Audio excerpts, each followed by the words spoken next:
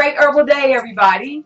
This is Dr. Herbsistah, and I have joined us in our womb detox time with Dr. Herbsistah. Here's our womb detox. So what we're doing is we're going to be here every week, and you can watch this as many times as you need to, but we're going to be here every week, and we're going to be talking to different women about their transitioning as they are healing from womb issues. And we know that 8 out of 10 women, especially women of color, have some type of womb issue, whether it be fibroids or cysts or endometriosis or infertility. And we will be going over all of the ways that can support you and empower you to get on a WombLoveOlogy lifestyle.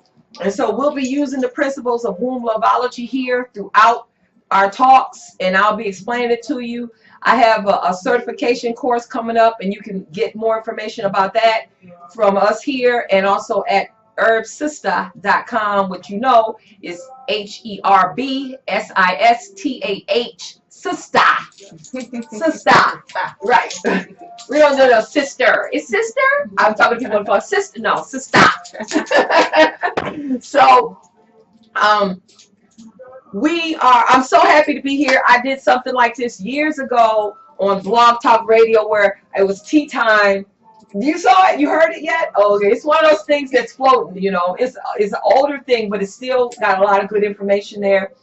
And so I love tea time. I love tea. I love plants. I love this whole natural thing. And so that's what WombLoveOlogy is all about, is reconnecting our bodies to the rhythm of nature. That's what's wrong with us. We are all out of rhythm. You know, we don't spend any time outside. We don't sit on the ground. You know, we don't go sit on the beach. And all of that sitting on the ground and sitting on the beach is reconnecting your womb, which is your battery, back to its charger. Now, everybody get that. Because everybody running around with their charger and their phone. Where can I plug this in? Where can I plug this in? Everybody knows that. So where you can plug yourself in is by having plants around you, nurturing and caring for the plants because they give back. You sit on the beach, you sit on ground, you know, and you think about it. When you go to the beach, you practically naked with that little strip of fabric on because you're trying to put your vagina on the sand. The sand is ancient. You know, you see all these shells and stuff? Yes. I mean, I love all of the ancient wisdom and information that we've been given that we have lost contact with. Yes. And that's why I spend most of my time talking about the wisdom of our herbal elders. I really give honor and praise to our herbal elders and to the people who got us here, you know. And, you know, I'm going to think of something that we can do every time we start to give honor to them, because had it not been for them and the ways that they taught some of us, those ways wouldn't be struggling to make it up to now. That's right. And that's what's healing us, is those ancient herbal wisdom ways. Right. So I just met somebody. And, you know, I talk to like 100 women on the phone every day. So sometimes, you know, don't hate me because I'm trying to get you to the point. Right. Don't hate me because I'm trying to get you to the point. But I'm here for y'all. But, you know, I just met her. And she texted me and called me. And she was just so happy. And it coincided with this instinct to do this. I was already having this. And so she gave me all of this great information. I was like, you know what? This is going to be the great first show for, you know, womb detox tea time. So here we have our womb detox. It's got herbs floating in it. Let me say that before we get down to something else. Yes. Because a lot of times, you know, when people find this in the stores, they say, it's herbs in here. It's something floating in it. What do you think is in it? What made it is in it. So you don't, I don't want this because it's got something floating in it. No, that's the one you want. That's the one you want. Get the ones that got stuff floating in it so you can drink and eat the herbs, you know. Yes. Yep. So, you know what? I'm always a little over the top. Be ready. But I'm over the top too. oh, are you? Okay. So just give a little, you know, intro of who you are. You know, they can see how gorgeous you are. Oh, thank you. Yeah, they can see how gorgeous you are. She's very gorgeous. So you see how gorgeous she is. But like my mama say, and that's what I live by, brains last longer than looks. That's right. That's the truth. That's the truth. That's I'm 6 feet tall, and people always say, "Oh, are you a model?" No, my mama said your brains last longer than your looks. Right. Thank God I followed that.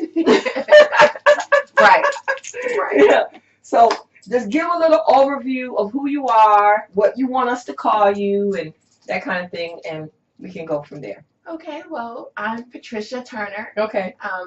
Family calls me Patty. Okay. Baby Patty is named after my mom. Okay. Well, we call you Patty too. We'll call you. And I'm a mom of 4, and I just out of nowhere ran into a situation where I started bleeding, and it did not stop. Okay. And it just so happened that I was at the right place at the right time and connected with individuals who basically stated your name. One individual stated your name, and the other one, the same day, sent me the actual website. Tell who that is, because you know what? That's a photographer that I've used for the Womb Wellness, which we'll be doing again next year. Yes. Yeah, and she's a fabulous photographer, doula, and yoga instructor. So we want to love her up. Yes. Yeah. Shakisha. Shakisha. I met her through the Indigo School of Light. The founder is Zima Lovefire, amazing being. Okay. And she actually, our daughters connected very much so. Okay. They really love each other. Okay. And we exchanged information. And so my daughter went over for a sleepover, and she shared some of her concerns with her. And she was crying. She was like, my mommy, she's been bleeding, and oh my goodness, and she's been in and out of the hospital, and it's just so sad. And so she actually sent me a text. But when she sent the text, Zima Lovefire said your name. Okay. And this all happened during the same time. And so I sent the link to Zima, and I said, do you know who this is? And she was like, yes, I love her. Okay. She was like, yes, she is a healer. Okay. And she spoke very highly of you. Okay. And that's when I called. Okay. I made the phone call, and you were very matter of fact about getting to the point, because the stories, they were, I mean, and I was totally okay with that. Okay. Because I'm pretty sure everybody's story is the same. I've been in and out, you know, the doctor, they've got me on this medication. And I done had 3 transfusions, and Yes. I fall out every Yes. month, and I'm on, you know, all kinds of Same high story. painkillers. Yes. And it's not so much that I don't want to hear the story. Right. But the thing is that doctors got a little thing going on that we don't know about. And one of the, and no, they got a couple things, but this is one of the things they got. The thing is that, oh, this is so unusual. Lucky you found me. I can help you. Yes. You know, and so you need to stay with me, and I can help you get out of this. And you know what we need to do? Hysterectomy. Are you having any more kids? Oh, if you're not having any more, let's get this over with right now. Or let's do an ablation. Or we can do it with meds.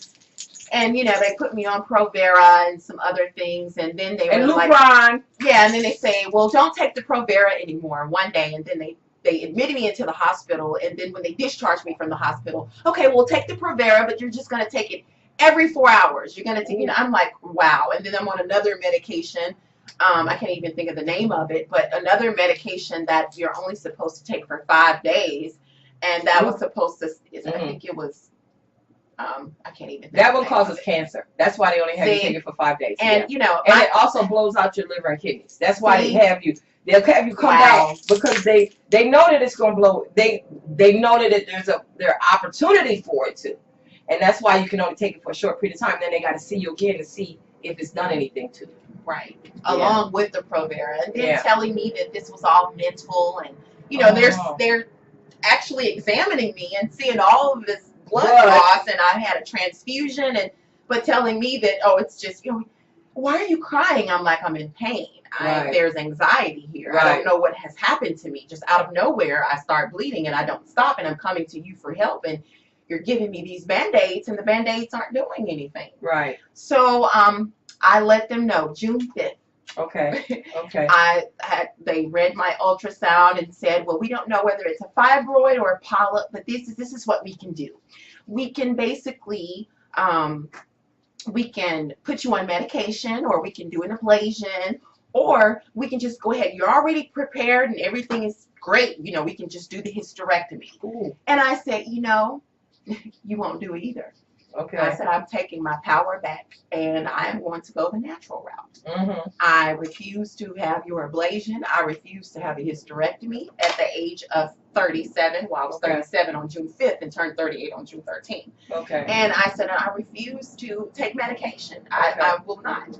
And I let them know exactly what I plan to do. And the doctor actually asked me for your website. And I said, you know, it's funny, your colleagues actually have referred several of their clients to this particular healer. Mm-hmm. And she was like, well, what is your name? And I gave her the information and everything. She's like, I'm just going to look it up. And another doctor comes in, well, you know, you have to be careful with the herbs, and you don't know what people put in it. I said, well, I'm confident that I'm going to be just fine. Mm-hmm. And that day I came to you, and I started the tonic that night.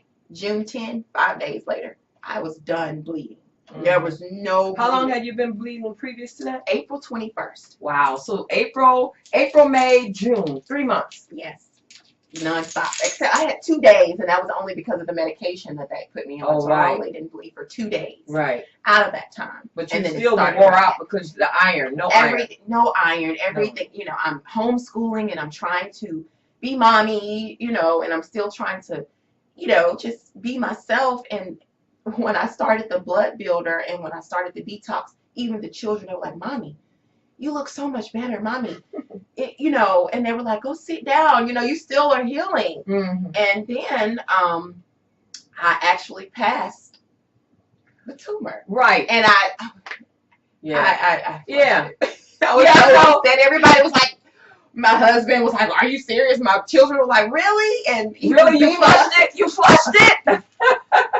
I was like, oh my goodness, but I know that, you know, my body, I'm good, you know, and I called you and needed to do the detox. Would you say, tell me again about the size of the fibroid, that, because you know what, the thing that I think was so amazing is we spoke that morning and you told me you had the pressure. And I said, yes, sounds like you about to pass something, because that's the same pressure you had when you got to push for the baby. It felt like I needed to push. Right. And there was just so much pressure. I mean, I literally was walking in Walmart like, oh my goodness, you know, and that night, that it came out. Yeah. And it was hard, and this was a golf ball. It was about the size of a golf ball, but it was a little elongated. Oh, okay. You know, but it was about the size of but it was hard. And, right. And it was like, you know, and I was like, oh my goodness. And so after that, then, you know, tissue, before that happened, though, tissue had already started I'd already started detoxing tissue, and that was coming out. Okay. Prior to just a couple of days. Mm-hmm. And then Thursday was when, after I talked to you,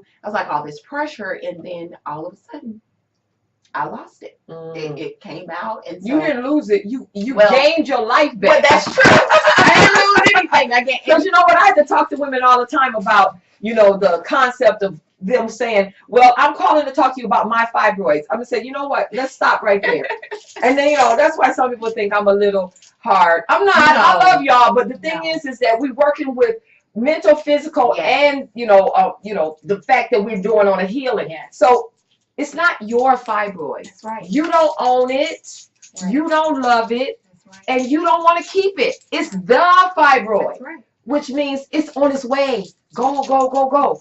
Just like the car and the books and it's nothing you carry and want to hold, because your body hears that. Mm-hmm. And it says, okay, this is mine. It's like your liver, your kidneys. You ain't trying to get rid of nothing out of your body that's yours. That's supposed to be there. So, yeah, so that fibroid went down the sewer, huh? It's gone. And I'm so happy. And I remember you telling me, you said taking the blood builder. Right. Because I was like, my chi. You was like, your chi, you don't have any right now, you know, because I was so depleted. Mm-hmm.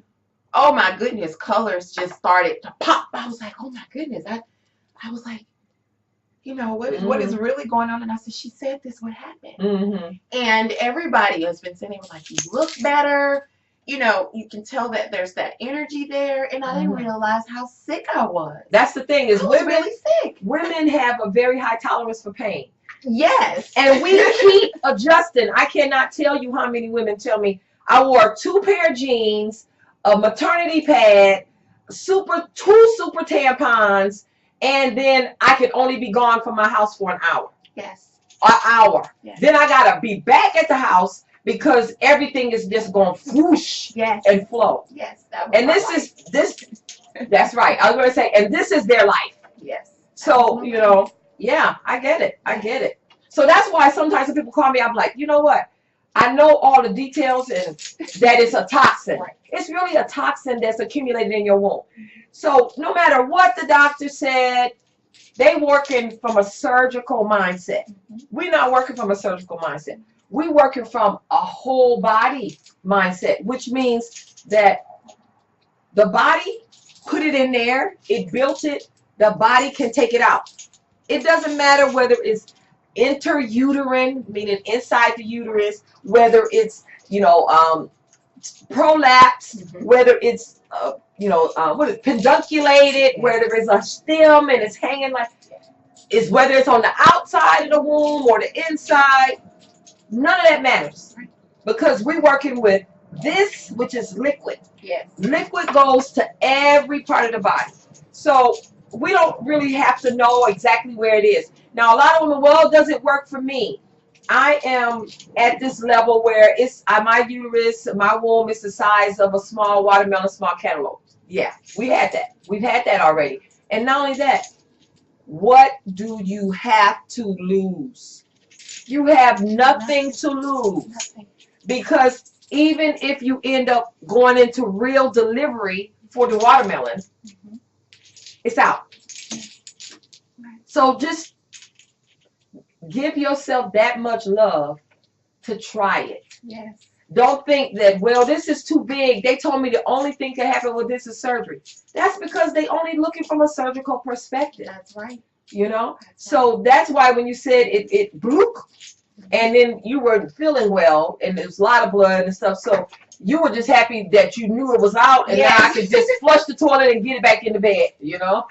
Yes, because I was like, oh my goodness, and then that's when you let me know that, okay, your body is going through a detox process. There's a process that's occurring. Right. But, you know, I know deep down inside that it takes so much, and mental.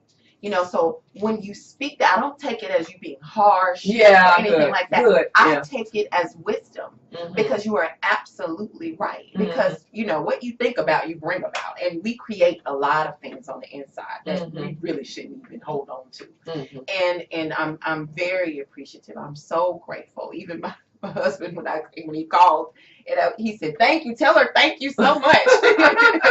Because it's been rough. You know, for the family to see me going through that, and then for the physicians to treat me in the way that they treated me, and to not care, and to just, you know, basically tell me that there's something going on with me mentally, as if I'm not sound and I'm not whole. And I'm like, no, this is an issue, and you all are telling me. I don't really want to have a hysterectomy. My mother had a hysterectomy at age 36. Okay. My sister had a hysterectomy at age 42. Okay. So, you know, I thought that would, because I didn't know any better, I thought that was in the cards for me. And you know what? I am so happy you said that, because that is the culture of African American women. We just have to admit that.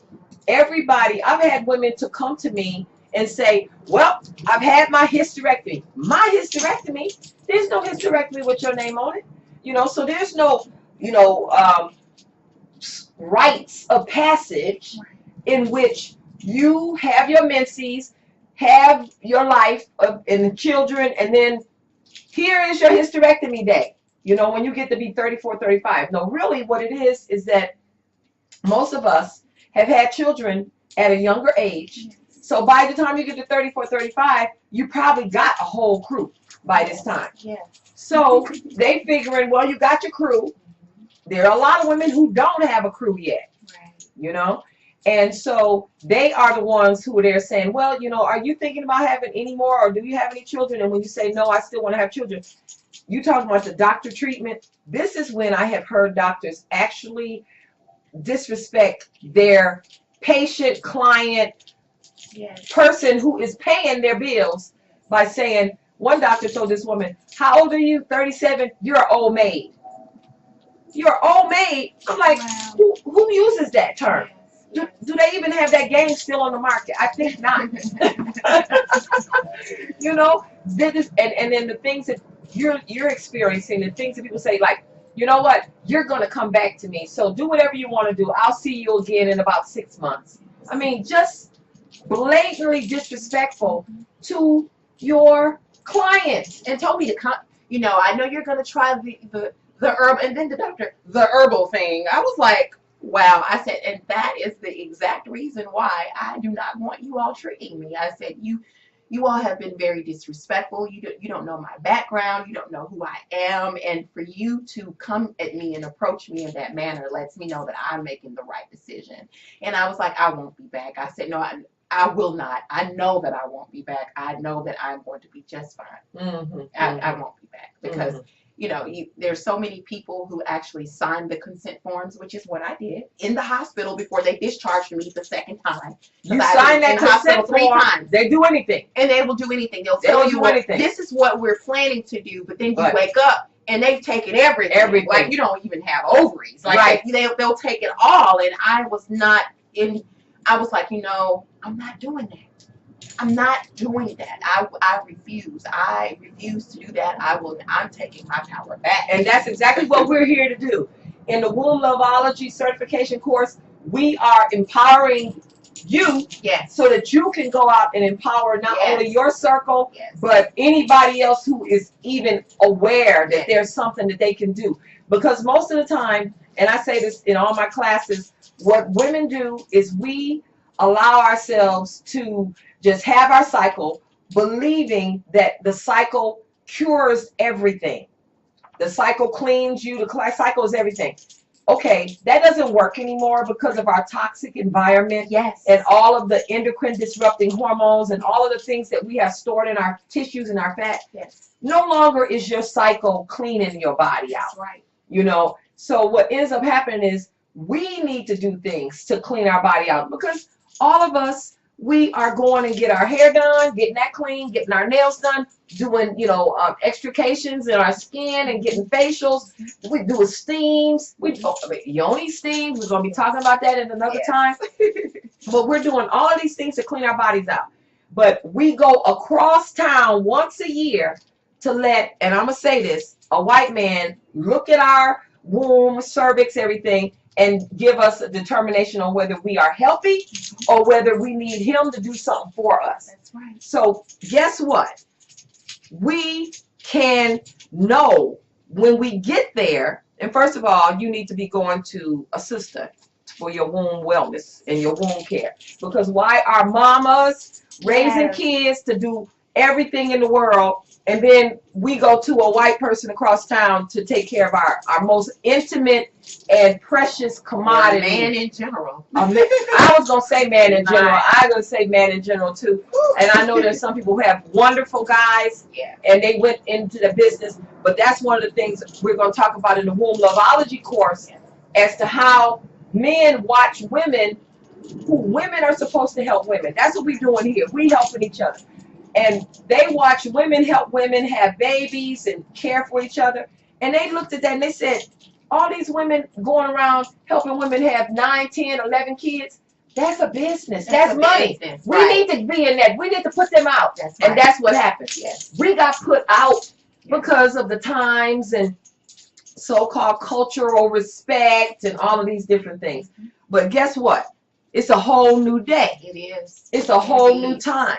So empowering ourselves with the information from our bodies to keep us well is exactly what we are supposed to do. That's right. We are supposed to circle, and women take care of women. That's right.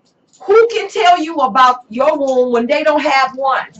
Like you said, we're all healers. Yeah, we're all healers. Who can tell you about your cycle when they never had one? So when you say you're in pain, they looking at you like, right, exactly. You know, it's like it's that like that's only a mental thing. Yeah. Oh no. That's you know, just because you're not having a baby at this very moment, you still can be in as much discomfort as if you were. It's the same organ. Yes. That's right. Duh. And then the eating, you know, I'm just straight raw. I'm already, and it's summer. Right. Perfect time for that. Yes, I'm on the raw diet this week, and then I'm going to be going to liquids next week. Okay. And that's what I recommend too, is to go in stages. But in the summer, because it's so hot, you can just go cold turkey and just stop eating cooked food and just eat everything raw. Yes. You know, I normally do a protein shake in the morning and then have a salad in the afternoon and then have a bigger salad in the evening with a baked piece of salmon, you know, because I personally, you know, I need that essential fatty acids and I need that protein, that kind of protein. And everybody needs something else, but eating raw in the summer is perfect.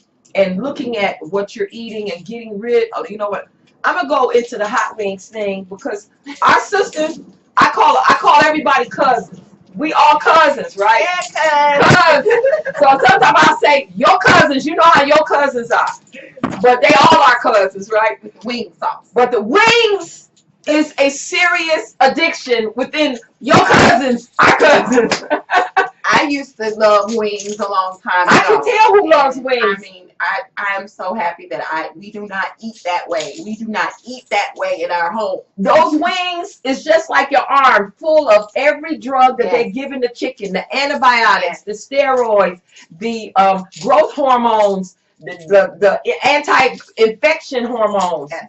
Everything goes in the wings. And then we go somewhere and say, ooh, they got like 40 wings for $25. Like you're really getting something. Like you're really getting a deal. And you're getting nothing for poison because my husband and I have experienced that. We've been on the road because my husband, he drives, and we have seen the trucks that the chickens are on. And we've gone to the place where the chickens are. And when I tell you, it is a sight that both of us were like, we are so glad. By this time, we were done anyway. Yeah, you were done with it. It's been about 3 years now. Yeah. So we were done. So, but to know, I was like, oh my goodness. God. This is not real chicken. This is so sad. It's and sad. They got all of these hormones in the inside. And then even the cows. Let's talk about them too. Yeah.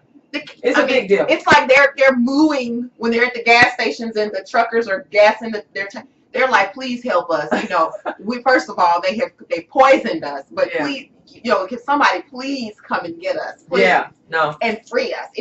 It's so sad what they have done to the food. Well, you know what? The thing is before I would say that the thing is that the disrespect, because we're not connected to the earth. Yes. And I really, you know, back in the day, in my family, you know, everybody had their family stories.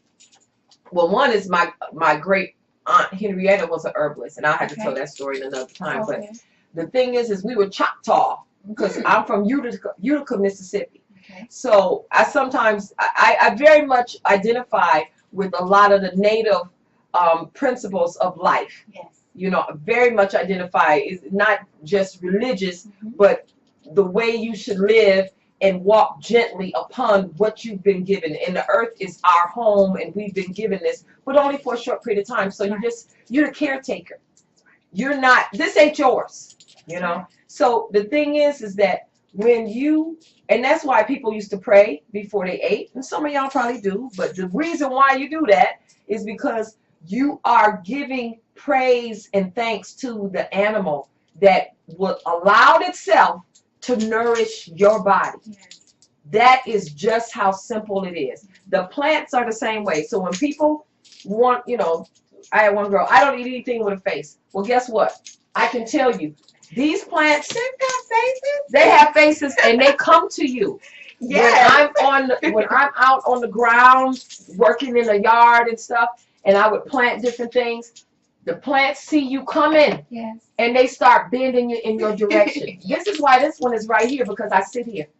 So this one likes to be touched and stroked, and plants Plants have feelings. Yes, they are conscious beings. They're conscious beings. So you still got to, you eat salad all day. Yeah. You juice. You still got to give thanks to the plants that give you their substance. Yeah. You know. Yeah. My hair will be click, click, click, click. So let me stop some of that click. Beautiful. So, but that's so true.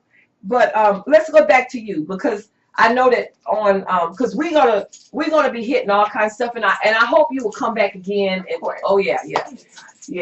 And then I also want to offer other women out there who have been using the Dr.Herbsistah's Womb Detox Tonic. If you have a great story and you live in the Atlanta area, if you're going to be in the Atlanta area, then get in contact with me. You could text me at 404-244-5565. That's the same phone number that I will answer if I'm not already on the phone. And then also you can email me at WombLoveOlogy. That's my new one. WombLoveOlogy at Gmail. And WombLoveOlogy, O-L-O-G-Y. That's what it is. That's what we're doing here. So you can email me at WombLoveOlogy at Gmail.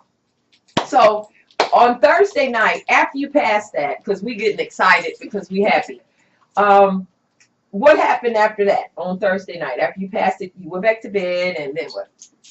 I went back to bed, and I got up, and I could tell that, I was trying to figure out, I was like, is this a cycle? Is it detox? And you actually told me to make sure that I track my basal body temperature. Mm-hmm. So I kind of felt like it was a combination of both. And what I felt, I was like, okay, my body actually got back on track faster than I thought. I thought it was going to take months before I actually got back on track. Mm-hmm. But actually, the bleeding decreased because you told me, you were like, just sip on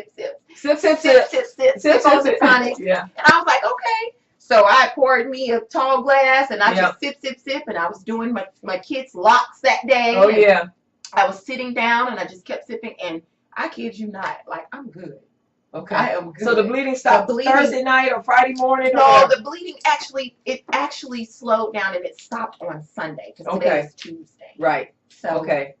Yes, that's why I said I think that was. So that was your normal cycle time? I believe it was. Yeah. Well, if you were taking your temperature and your temperature got all the way up high as it normally does, well, you don't know what normal is, but normally if it gets up to like 97, 98, and then it goes down, that means that the egg has not found a sperm, and so that progesterone that has it going up on your little chart, now it doesn't need to be there. Your blood doesn't need to be there, so the hormones drop because there's no egg and sperm that got together and attached to the side of the womb. So the hormones drop, and all the blood that was there for the sperm and the egg is no longer needed, and so it now gets flushed out. Even the color was different. Was it? It was a bright red. All of my cycles for years and years and years and years have been this dark, deep red, just almost black sometimes. Yeah. And, even the color was different. I was like, wow, this is new.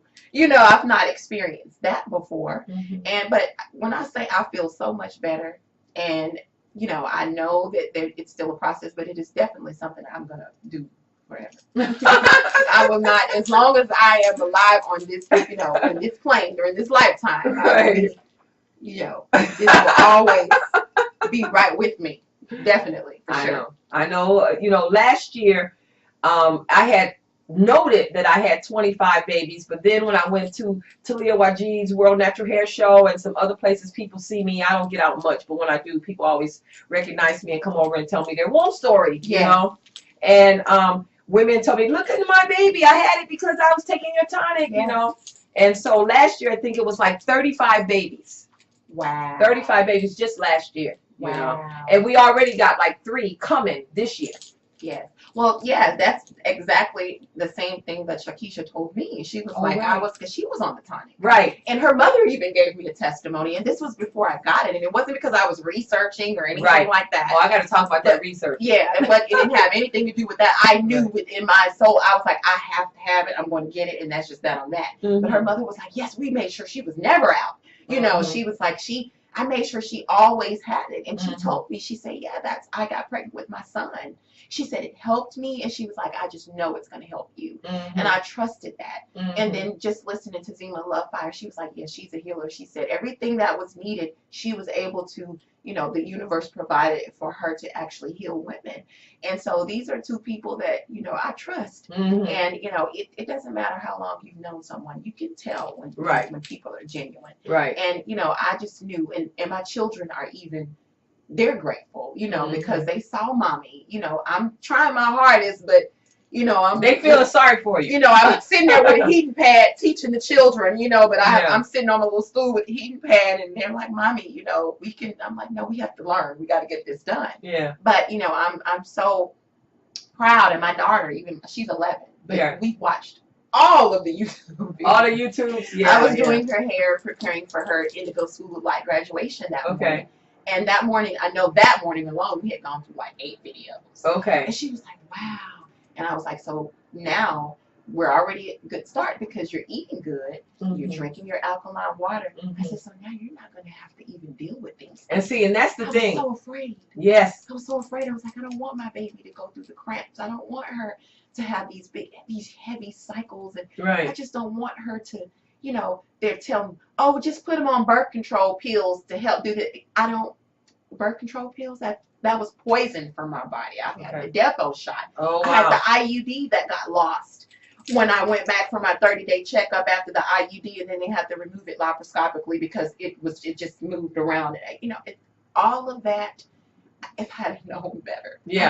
That's why I'm out here trying to get to people, and that's why I have this WombLoveOlogy certification class coming up, because the elder women, which I am now, need to teach the younger women.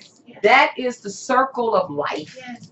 And we got put out of that circle because we take our daughters to somebody else. And normally it's a man. Now, I have a fabulous, and I haven't been to her myself, you know, but she is a fabulous OBGYN here in the Atlanta area, and I've even had women fly in from other places because one of my clients who had been on a tonic, but she came to me late, so she was already protruding, and it did help her. It stopped the bleeding, it stopped the cramps, it stopped everything, but she still had it, and it moved it down on certain sides, so some of the fibroids had went, but she still had never had children, so she wasn't accustomed and didn't want to accept to have any belly. So she found this Dr. Melissa, I have it right in here. I'm going to go get it. And I'm going to get her phone number too. But she's right here in Atlanta. And she went to her and she told her, she says, I work for you. This is what the girl is telling me. I work for you. Whatever you want is what I'm going to do. And I said, okay, then if she told you that, and the sister told me, she just broke down and cried, you know. And I said, and that is somebody who really is trying to work for you, because she sat there and had a conversation with you, first of all, which I find that was a loving conversation, not some of the conversations that I hear that people are having with their doctors, with their OBGYNs. And then she told me that she took 8 hours. She took that whole womb out, peeled it back, to peel that, to get that fibroid out, because it had been there a long time, and this woman is in her 40s. And peeled it back, and then took 8 hours to sew her womb back up and put it back inside. Yes. And she, 8 hours? You know how many people she could have ran in and out of there, and she was just doing for money? You know? And so that's why I connect with you too, because you found me in a place where I really needed someone, and you didn't leave me hanging. You didn't leave me hanging. You weren't worried about finances. You did not. You did not leave me hanging, and I'm so thankful and I'm so grateful, because some people that are just about that and just nickel and dime, and you know, you didn't do that to me. And I'm grateful. I'm forever grateful. I need to stop. Well, you know what? The thing is that I've had a lot of opportunity to make a change, because really I'm a political advocate. That's who I am. You know, I went to UC Berkeley. I was one of the protesters for Divest South Africa. My daddy saw me with in front with the big sign going up the hill. He said, well, my veins popped up in my neck, screaming, Divest South Africa. You know, and so I look at this as a political issue because we don't have to have, and I'm going to say this because it's the truth, 14 white men in Washington determining our womb wellness and our health. That's right. White men are not supposed to determine what's going on with women of color. And it might be biased, but since people are saying crazy stuff these days, let's say something that might be crazy, but it's the truth. It's the truth. And we know it. But see, that's the conversation that we have amongst ourselves. Yes. We can get in our sister circle and we can say, girl, that white man ain't going to worry me. You know, and I told my girlfriend, what we going to do now? It's like my grandmother and them used to say, I ain't studying them. They ain't going to get my pressure up. Right. I'm not dealing with them. I'm not dealing with that. But what we have to do is, you don't have to deal with it, but what you going to do? That's right. What's the plan? That's right. We got a plan now. That's right. And there's several people out here, because, you know, I've been doing this for a while, but, you know, Queen, she was Queen of Four. Everybody knows she was doing this before I got into it, you know. But the reason why I did get into it is because I was working with, I was doing parasites and all the kinds of things for family herbals, lung tonics and everything. But then the women, they might come over here to pick up the stuff for their kids. They got lung issues or whatever. And then she looking peaked, as my grandma would say. Yeah. She don't look good. And I was like, what's wrong with you? What's going on? I've been bleeding for, you know, since. And they give me some date, and I'm like, what? You know, oh, no, I can make something for that, you know, because I make all kinds of things. And then I started creating these different tonics, and when I came with this one, this womb detox tonic, because I got several of them. This is the only one that I use like this, but I have all kinds that are variations on this, you know. And I started giving it to the moms who was coming to get herbs for their kids. And then they would stop, the bleeding would stop. And they were having good results. And then, because, you know, that's what made me realize women are the most powerful beings in the universe. We keep everybody alive until they can keep themselves alive. And half the time, we dragging trying to keep other people alive. Yes. So once you recognize that we doing stuff when we need help. Yes. That's power. Yes. And so who gonna take care of us? We taking care of everybody. We taking care of the husbands and the partners and the kids and the school and the church and the jobs and everything else. And who taking care of us? Right. We coming home, falling out in the bed because you done bled all day, but you went to work. But that's all you can do. When you come home, you fall out. And then the kids is all looking kind of like, can we do something? You want some water? That's about what they can do, you know.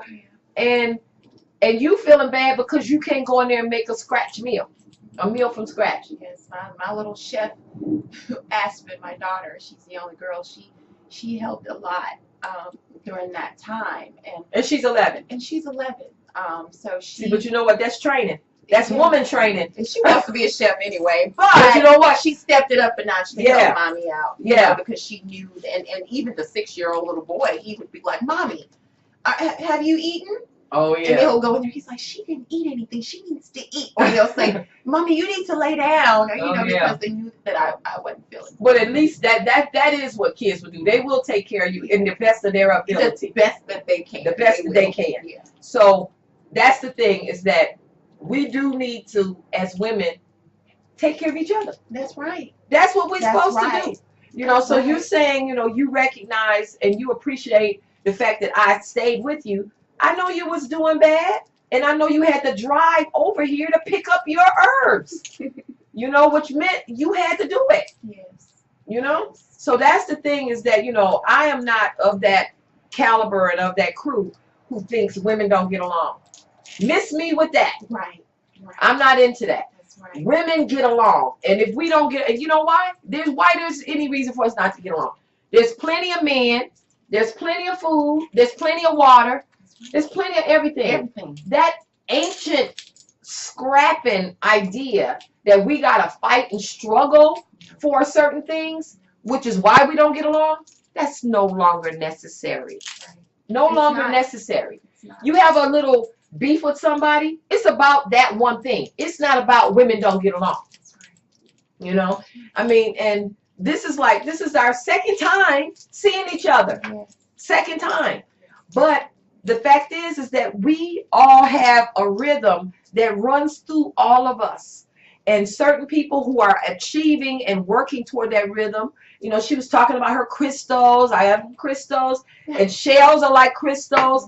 I mean, we have so much already in common just because we are looking at living in the rhythm of nature. Yes. And that's what I want to help you guys to do. Teaching the WombLoveOlogy certification helps you to be in a womanist, because I'm definitely a womanist. I don't play feminism. See, you know why? And the reason why I don't play feminism, because at UC Berkeley, I studied African American studies and business, and there was a lot of times when we were thrown under the bus for their cause, because our cause was, they didn't feel was high as theirs. So why are you going to jump in now because you go to university with them? You don't have to be a feminist. You can still be a womanist. But, you know, I tell you, I got a lot of political views. But it's all about us, because what ends up happening is, again, I give thanks to my grandmother and my grandfather and the struggles that they had to get us from Mississippi to Michigan, which is where I was born and raised. And then, you know, being grateful for being born and raised in Michigan, because, you know, I wasn't raised with a lot of the shoulds, you know, that a lot of women in the South are. And you know, that's something that we're going to have to work on. But that's one of the things I talk about in WombLoveOlogy also, is that a lot of women who have womb issues, and I know y'all hear my phone in the back, and it's like boom, boom, boom, boom, you know. But a lot of the issues that we have as women with womb issues, and I have a whole list of them, but one of them is the good girl syndrome. And the good girl syndrome means that you trying to please everybody before you even try to do stuff that pleases yourself. I believe I've had that. A lot of people have it. Yeah, a lot of women have it, and particularly women in the South. From Memphis, Tennessee. Memphis. I know, women in the South. And, you know, I love the South. I love the South. I have had all of my, you know, reconnections in the South. I might have started up in Michigan and then in Berkeley, but the depth of it has been in Georgia and in the South. So I love the South. And, you know, why not? It's kind of a tropical spot, you know? We tropical people. Yeah. You know, so, but the thing is with that good girl syndrome, you will see women sacrificing themselves to make sure that people like them, make sure that they can do stuff for people. I had one girl tell me, well, my aunt told me to take care of my cousin. And so I won't be able to come over there to get my stuff today. And I said, how old are you? 23 or 4. How old is your cousin? 37. But see, that's some of the sexism and patriarchal nonsense that we've been raised with, is that men are more important than us. What they doing is more important than what we do. It's on their way out the door, though. Oh yeah, but you know what? It's hard. It's very hard. I mean, because we could do it in our circle, we could do it amongst ourselves, but then get faced with the fact that somebody asks you to reschedule something so you can take a guy, even your son, to something else. You know, I made it early on a point to let my kids know I'm a person before I had you. And there's things that I want to do, which includes private time where everybody gets a book and read. I mean, you know, there's various ways and systems of making sure men in your life recognize that you have needs that have nothing to do with them. That's right. That's right. That's right. And that's an important thing for them to learn early on. But when you have people who are raising their boys and calling a man, and they 1 and 2 years old. That is kind of putting you at a disadvantage. Let me just say that, right? Because they already think they're adults. They already think they got juice. They don't have juice. You know, he's a big boy, or he's, you know. So we talk about words and everything, and that's all about mamas. And we had to talk about our history, Black women's history with their sons and everything, and trying to keep them alive. You know, and through all of the struggles of, you know, racial prejudice, and even now, you know, yesterday was cute little Tamir Rice's 15th birthday yesterday. Yeah. Such a cutie. All he doing at the park is sitting there playing. Yeah. His mama didn't know. Don't give your boy a gun, play gun. And I've seen people at stores, and I say, do you know you shouldn't give your child a gun to play with? He gonna be in the backyard. Yeah, I always had a thing about that too. No play guns. We don't do that. No play guns. Thing about that. Yeah, no play guns. First of all, it ain't fun to kill people. That's right. So that's number one, the principle. But poor little Tamir Rice. So African American women and their sons. So calling a young boy man is giving him some juice, because you don't know how long you're gonna be there.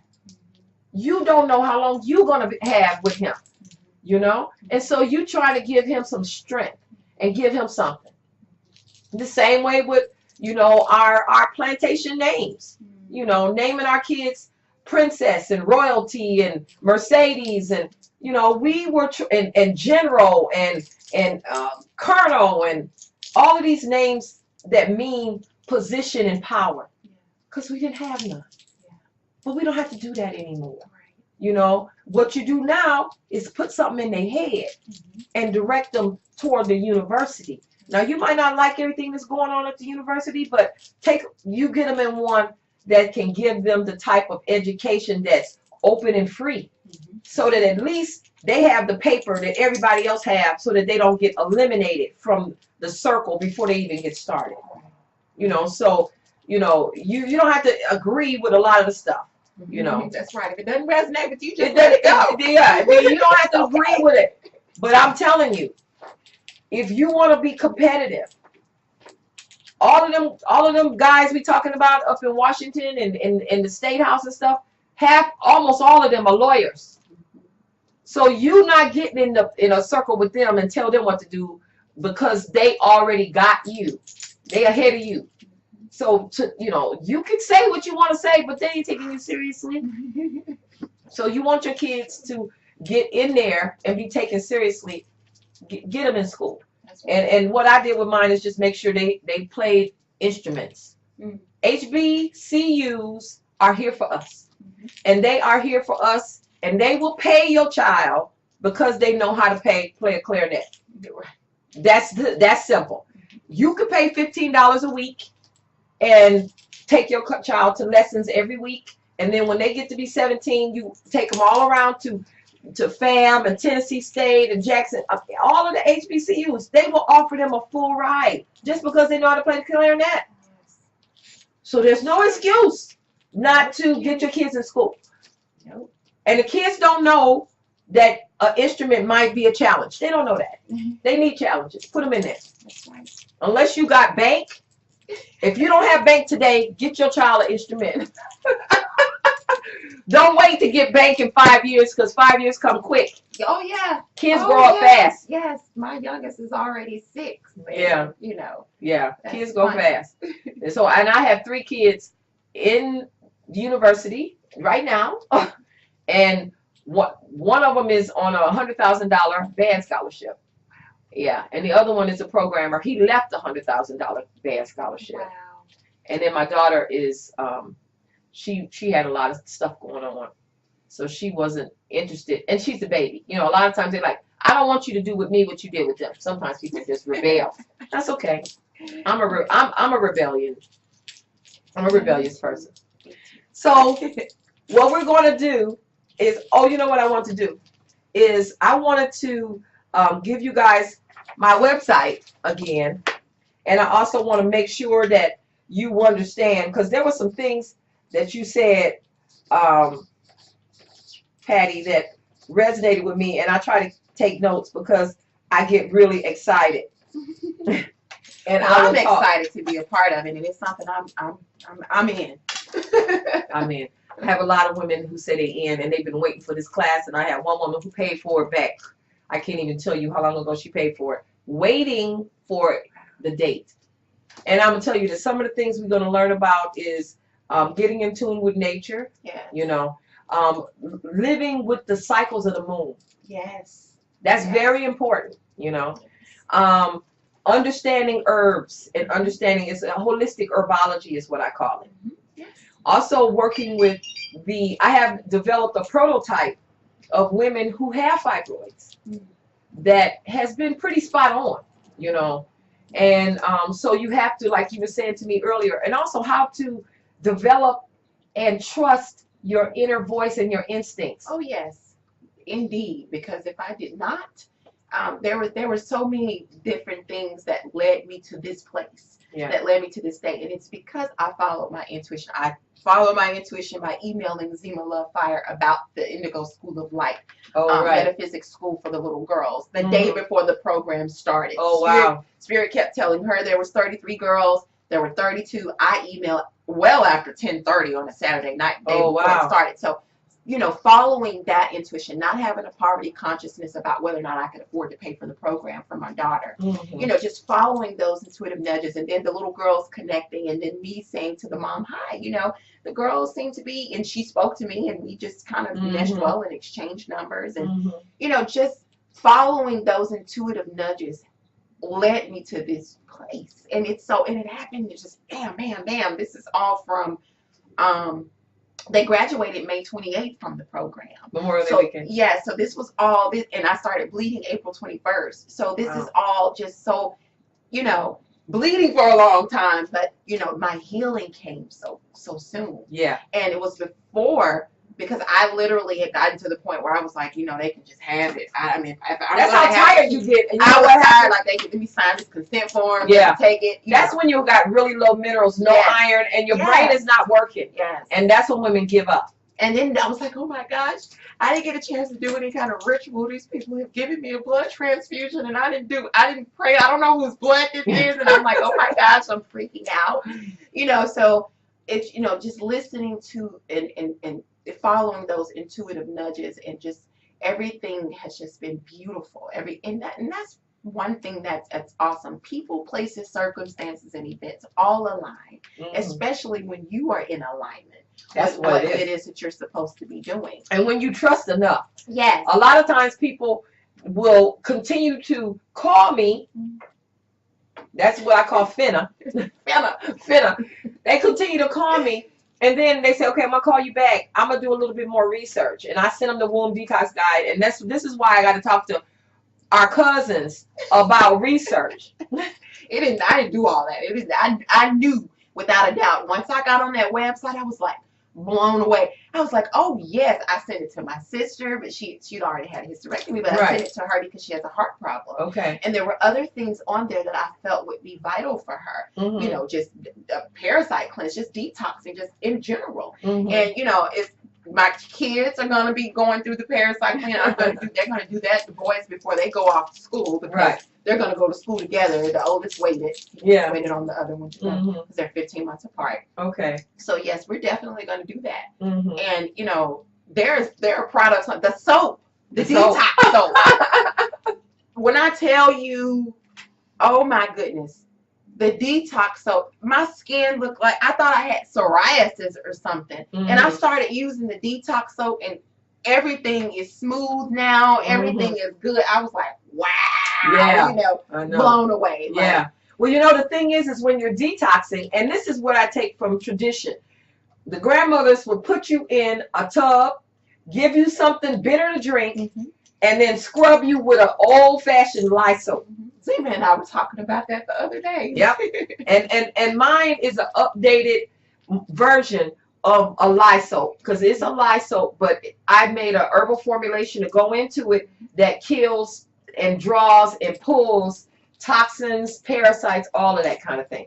So I love it too. I love the soap too. I know. I love the soap too. Everybody loves the soap. I mean, I got people who buying 10 and 20 bars at a time.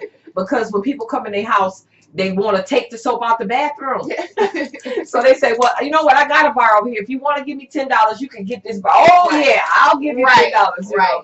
Yeah, right. So they basically recognizing that somebody getting ready to take soap out of their bathroom, so they better have one ready for them. But, yeah, I am very much about that research. I'm very good about research. I understand and want women to research. But what happens is do something in the meantime. That's right. Because you research it. I've had women call me and say, I talked to you a couple months ago. I said, a couple months ago. Okay, when was that? In December? No. In around fall? No. Summer? Probably. No, it was March. See, I have a memory. That's a genetic thing. I have a very good memory. I know. I remember everybody. So if I've ever talked to you, I remember you, your story, everything. And I know I talked to her in March. So here it is again, the next year in July, and she's still doing research. Still researching. In the meantime, that thing is growing. Exactly. So you could have had some results by now instead of telling me, well, in my research, I was calling you back because I had a couple more questions. Yeah. Oh, and that's another thing. That the tumor was on this side, and of course, from the other side, that's considered the right when you're looking from an anatomical side. And I could feel it moving over, and that was a part of the pressure too. I could feel it kind of coming on over, and when that pressure started bearing down. So yeah, it was sitting on. So it's that you feel you got an empty spot right there now. Oh, there's nothing there. Oh, okay. There's nothing there. This is days, y'all. This is days, and I'm fresh from it. This is days. Yeah. Like I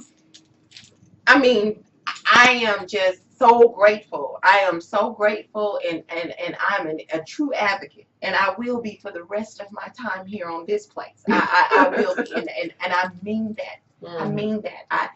Women need to know. Our girls need to know. Our girls that are coming up, they need to know, because people.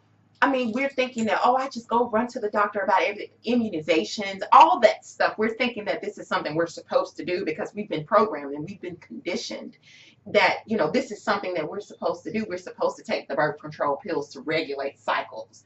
We're supposed to get on the Provera in order, once you get to a certain stage. And then if you do have a hysterectomy, then they're giving you the estrogen pills and all of this stuff.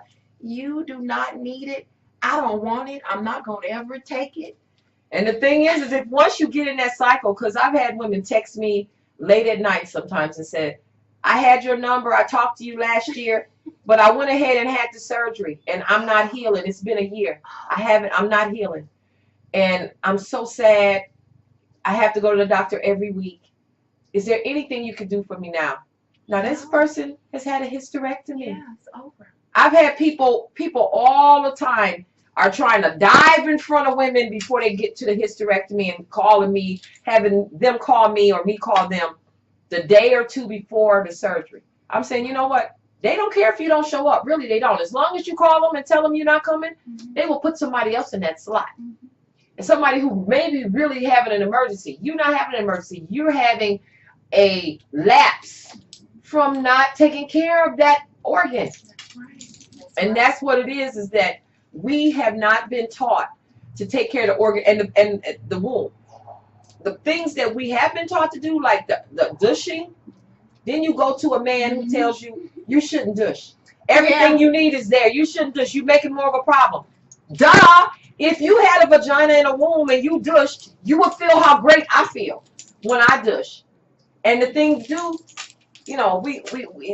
it with the probiotics and the foods that had probiotics in them and the cultured foods that we no longer eat.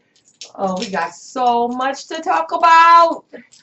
We got so much to talk about because we have a very strong culture of taking care of ourselves. That's right. Because at one point, none of us could go to the doctor. They wouldn't see you. That's right. So guess what? And that's what we're going to talk about in the WombLoveOlogy course too, in depth. How African women who became African American were the go-to healers for Europeans when they knew they was going to die. If they thought they was going to die, then they're going to go get the midwife or the granny, the black granny, to help them, because they tired of the leeches and they tired of the, you know, the poison they was taking. They say, you know what, I can't lose my daughter or my wife or whatever. Go get that granny and bring her in here. Yeah. Facts. Facts. Facts. This is facts. Facts. So the thing is that, you know, and I tell everybody, you know, we got into a place where we figured we got insurance. Seriously. And then we got Blue Cross Blue Shield and all this stuff, because I grew up with that. My dad worked in the plant, and that was like the thing that everybody wanted to achieve, is having insurance in case something happened. That's big. That holds you. That's the golden handcuffs for a lot of job people hate, is the insurance. So, well, I don't have any. well, you know what? Obamacare. And the thing is you can pick and choose how you want to do it. Yeah. But the thing is that I have to file taxes because of all of y'all. Thank you so much. I appreciate it. And my kids. So it's mandatory, though. Yeah, it's mandatory. You have to. And you know what? For a lot of people, because of the way things are, that works out. Because if you have a problem and you have to go, then you don't have to worry. Yeah, otherwise, they will turn you out. Yeah, my children are covered, but I you know. They will turn you out. And, you know, that's the only thing. We all want our kids to live. Mm-hmm. We will do anything to make sure our kids live. Oh, yeah, my babies are babies are covered. Yeah. You know. And so that's the thing, is that, you know, but when we got insurance, we felt like, okay, we do these things they tell us with our insurance. We go get our, you know, yearly checkup and this, and we good. Mm-hmm. No, you're not. Nope. You are eating to live every day, 3 or 4 times a day. You are taking things. You are taking your nutrients and vitamins, your B vitamins. Women who have fibroids, you need B stress. And we're going to talk about that. We're going to go down a whole list. But we're going to let y'all go today, because we excited. We enjoying this. And we'll be back and talk to you again. And I got HerbSistah.com for you to go and check it out. Check it out. And you got my phone number, right? 404-244-5565. And you know what? I love language. I love words. And I love different languages. And I love Spanish. And I tell everybody I was a Spanish man in my last life. I know it. So, and then when I was little, we lived in a duplex. And the family next to us was Spanish. So I was like a 1-year-old, 2-year-old. So the little 1-year-old, 2-year-old, we spoke Spanish to each other. Right. So I have that inside of me, that I have this connection with Spanish. So in all of the research and the meditations, things I did, ovario means ovaries in Spanish. And I love the way it sounds. So what I did, you know, us cousins, we can always recreate stuff. We can make words mean other things. We sure can. We can set up stuff in a whole different way. So, ovario, I have repurposed to mean the creator in me honors and recognizes the creator in you. Wow. Yeah. So, in all of the things that we do, we go, ovario! Ovario! Ovario! And so, that's one of the things we're going to be doing. We'll be saying ovario for various things, and I'll remind you of what it means, but I love that. Ovario, just saying it, and we on our calls, ovario, we're doing all of this. I love it. Ovario. Ovario! So we're going to see y'all, cousins, sister cousins. Sister cousins. We're going to see y'all next week or in a couple days, because really we're going to probably chop, and do another one. So, but look at HerbSistah.com, please. I appreciate you. I'm here for you. I'm on purpose for you. Yes. And this is Womb Detox Tonic Tea Time with Dr. Herbsistah and Patty. Yeah. Yes. We're going to take a sip. And you know what? I'm going to say this, even though we're done. Don't call me about how bitter it is. Hey, I don't care. I don't care what it tastes like. Yeah. It's life. It's life. Don't ask me, can you put some sugar in it? No. Therein lies your problem. It's right. the sugar. Sugar. Sugar. We're going to go into that a whole other thing. No. So, no, you cannot put sugar in it. Please don't put sugar in it. Yes, there are herbs floating the way it is. Yes. No, this is life. Yeah. It's pulling, tugging, toning, and tightening. That's why it's bitter. So sugar is just doing this. Yes. Just making you flaccid. That's what I call it, the PN's generation. Everybody is taking so much sugar, they sneeze, cough, laugh, and they pee. So we're going to talk about the yoni eggs for that too. Oh, yes. We're going to talk about the yoni eggs for that. But that's what's doing it, all that sugar. So, and that includes fruit. Some of y'all think, oh, I'm so healthy, I eat fruit all day. Fruit is sugar, it's growing the yeast, and the yeast is part of the issue. All of these womb issues are based in yeast issues. You know? So you got to cut down, no, not cut down, eliminate the bread, the pasta, the sugar. Now, once you get that whole thing kind of under control, then you will maybe have a piece every now and then, but it grows the yeast. So why do all the work and then go back to doing the same thing over and over? That's true. This is true. And, you know, a lot of women feel like, oh, you know what? I'm good now. The fibroids are gone. I'm feeling good. I got a new job. I'm happy. You know, Can I have X again? This is lifestyle. Yeah, got some wings. Get some wings. This is lifestyle. Right. This is lifestyle. This is lifestyle. And also a lot of times women, you know, I will tell them, you know what? Don't waste your money. If you hate your mama, hate your husband, hate your job, hate your commute, and your kids is getting on your nerves. Seriously. Get that stuff under control. You know, if you know, hating your mama, sometimes you got to give her a break. And you know, if you don't live there, then that'll work. Hating your husband, y'all might have grew apart. Your kids, they still trainable. Right. They still trainable. Your job, there's more jobs out there. More. Yeah.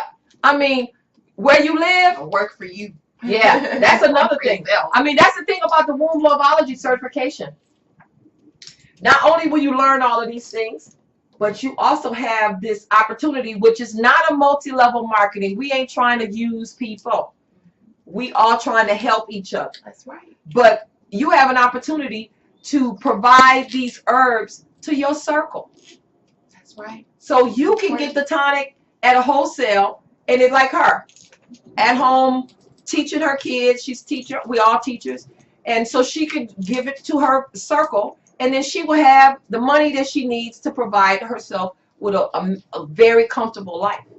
That's right. And that's what we need to do. Is, you know, I that's one of the reasons why I even ran this whole thing from my house. Right. Because I have 4 kids, and I was trying to make sure that my kids weren't just out there. Right. You know, and I've learned, because my kids are older than yours now. Mine are like 27, 24, 21, and my daughter is 19. That's my baby. And I learned people who don't make that a focus when their kids are young, you got to pay for those kids later. Why? Because you get in your pocketbook and going to the courthouse. And you getting a psychiatrist. I'm not kidding. You doing all of this stuff. Whereas if you had to put it in early, where you could have did the foundation, you may not have had as many issues later. Right. So you really have to look at hating your mama, hating your husband, all this stuff. Right. Because if you hate your husband and you there with your kids, one of y'all got to leave. Because it's ruining your kids, and you're going to have to pay for that for the rest of your life. And you want your kids to have a good life. So, you know, and we'll talk about that too, because I mean, I done had 3 husbands. Husbands. But that's when you're brave enough to recognize, I've grown. Yes. And there's nothing wrong with that. But see, you know what? If you're a good girl, you don't want to offend people and offend even him by telling him, I need another life. You don't want to offend people, so you just stay and you get sick. Yeah. I was talking to a woman the other day, and she been 12 years a slave. Wow.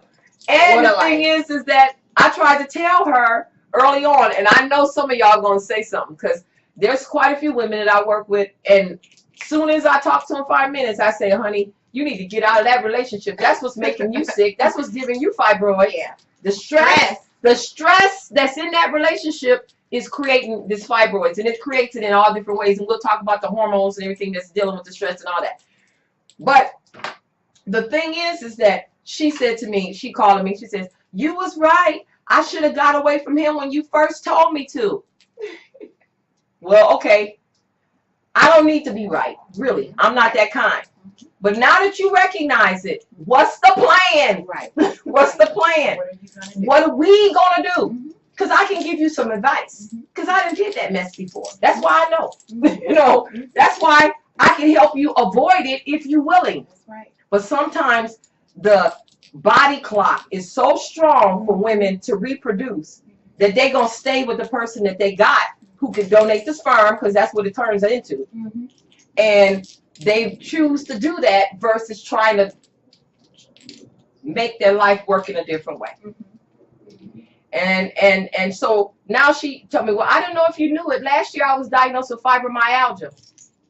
Okay, guess what? A lot of times you're going to be diagnosed with stuff when you're in a life pattern that you hate. Right, right. This is true. You will make your body and your mind will make you sick. I've been there. So do not think that, oh, I got this issue and I got this and I got that, and you know what, I'm just going to stay here because he works. No, get out. Get out. Don't work all that. That's why you're sick. If you get out, you can be able to work for yourself. That's right. And that's another whole talk show about women waiting for men to pay child support and to, you know, help them in any form or fashion. You come here as a fully formed human being. It's good at some point, and when it's good, it's good. When it's bad, it's awful, you get out. But I talk to my boys all the time. The woman that you choose makes all the difference in your life success, because the woman has so many superpowers that can help you with your basic functions, and y'all come together and y'all can grow anything. But you got to get the right group, the right couple. That's right. If it's not the right couple, one person is going down, another person is going up, that's not the right couple. That's right. There's an imbalance. There's an imbalance, major. And it's usually the woman that's going down. Yeah. Most times. So, you know, and I'm talking to my sons, you want a woman that's going up. Be like this. Right. Yay, yay. Right. They all for you, and they doing stuff too. Right. You know, that is the group, the couple that's going to just change the world. Like Michelle and Barack. They are a beautiful couple, and everybody was so happy to see a real beautiful couple in the world stage, because we have seen various ones in our lives, in our circles, etc. We have. But if you're not in that, don't be 12 years a slave, right? Yes. Don't be 12 years. Don't be 12 years a slave. Now, my mom and dad had a great relationship. There are people who have great relationships. I'm in a good relationship now. And we'll be talking about relationships because it's part of the emotional healing. It is. And I know exactly what you mean. I've married twice as well. So, yeah. Actually, married the second husband 2 times. So, oh, you got to count him twice. Because he might have changed. He changed. That's why you let that go, and then we started back over. Oh, yeah. We make a joke about it. They were like, how long have you been married? And he'll start laughing. He was like, +4, -1, +7. So it's really funny. But yeah. Right. Yeah. Right. Yeah. Exactly right. So, you know, and you know what? I find that most people, they do go through that. And that's why dating is good. Because you go through some people. Oh, yeah. Just don't have them be your husband all the time. Right. Give them enough time, and we're going to talk about the seasons of women's lives. The season, all of this stuff is going to be in the WombLoveOlogy class. We'll probably hit on it in some of these, you know, tea times, tonic times. because it's stuff. If I had known when I was younger, yes, that's the thing. If somebody had been able to see, my mom passed away when I was 17. Wow. That's one of the reasons why I recognize women who are unmothered. Right. Many of the women who have womb issues have unmothering issues. Mm-hmm. They don't have a mother that's doing the mother job. Mm-hmm. Even if they're there in a physical sense. Yeah, that's what I'm saying. They're doing a mother job. It's you could physically be there, but sometimes for whatever reasons, our mothers have not traversed a certain place where they can help us. That's right. Yeah, where they can help us. This is true. This is true, and there's nothing wrong with that. Right. You just got to be able to love your mother for who she is. That's right. And then when you need things, go to other elder women who can provide it. That's right. That's right. So I was unmothered, so I can quickly see women who are unmothered, you know, and nobody stepped in. So I had to mother myself, you know, and that's where journaling comes in, you know, that's where affirmations and all of this self-talk comes in, because your mother is your biggest cheerleader. Yes. Your mother is telling you, try it, do it. Don't worry about it. You can do it. You can make it. You have the stuff to do it. And so I mentored several women in the same way, because their mothers are there, but their mothers just are sweet. They don't have that. And there's nothing wrong with that. Just understand, you know? Yeah. So we're going to talk about some stuff. I hope you come back. I will. Okay. Okay. So she's going to come back. She's going to come back. And then you, sister cousin. Yeah.